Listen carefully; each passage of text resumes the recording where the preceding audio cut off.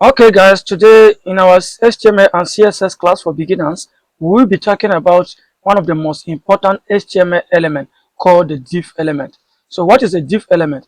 A div element allows itself as a box on a web page that contains other elements. On a normal norms, if you put a paragraph inside a paragraph, it won't work. And if you put an image element inside a paragraph, it won't work.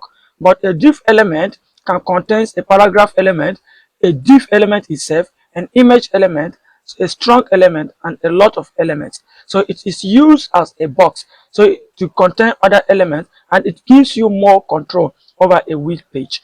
But before we go into the code, if you are coming across this video today for the first time, please do well to give it a thumbs up for more updates. With that aside, let's go straight to our Visual Studio Code.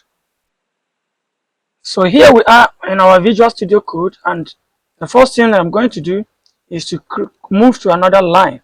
So once we move to another line, we are going to create a div element by saying less than, div, and greater than. So this is our div element.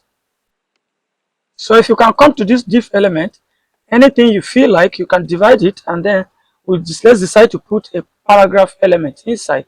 And inside this paragraph, we can put something like welcome to my site. And if you can look at it very well, this is the mother div element, this is the opening tag, and this is the closing tag. So this p tag is inside this div element. And if you save it and then move to your real website, you will discover that this is the p tag we put inside that div element. We can come back here and decide to put another element.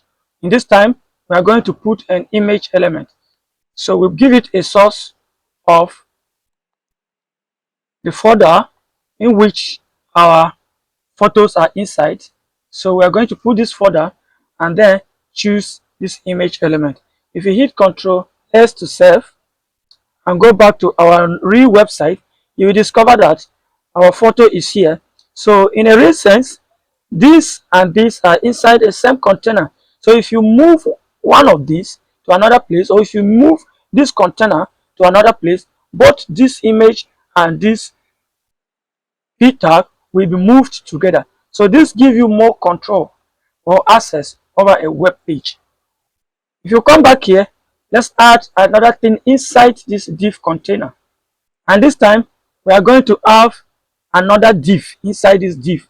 And inside this div, we can give it something like hello world and save. If you go back to our real website, you will discover that, look at it here. So this div and this image tag and this paragraph tag are now in the same container. So if you decide to come here and then move this container to another place, all of these will be moved together. And at the same time, if you decide to come here and style this div, then all of these will be styled together at once. So it gives us control to the web page. So the next thing we are coming here to do is to come and put another element, which is a strong element, and we will put hello world. And if you save, we go back on our website, we have another element here, but this time this one is a strong element. It's stronger than the first one. So if you come back here and you decide to then style this element, let's try to style it by adding a class attribute. And once we are in the class attribute, we give it a name of container, and then we save. So if you go back to our CSS code somewhere here, let's create a line, add a dot, and give it that name which we gave it, container, and put a curly bracket, divide it and give it a width of 500 pixels. And if you give it a width, if you go back on the web page, there will be no difference. However, if you come here and then give it a border, let's give our width a border.